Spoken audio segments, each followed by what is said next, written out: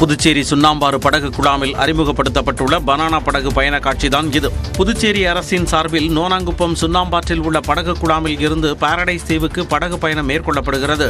இந்நிலையில் கோடைக்கு இதமாகவும் விடுமுறை நாட்களை கொண்டாடும் வகையிலும் பனானா கயாக் வகை படகு பயணம் அறிமுகம் செய்யப்பட்டுள்ளது. பனானா படகில் திரில் அனுபவத்தை பெற்றதாக சுற்றுலா பயணிகள் தெரிவித்தனர்.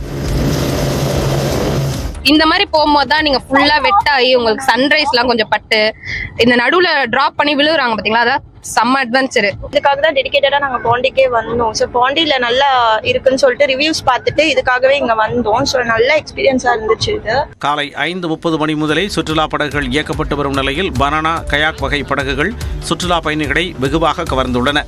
மேலும் வலை கிரிக்கெட், வீடியோ கேம் உள்ளிட்டவையும் அமைக்கப்பட்டுள்ளன.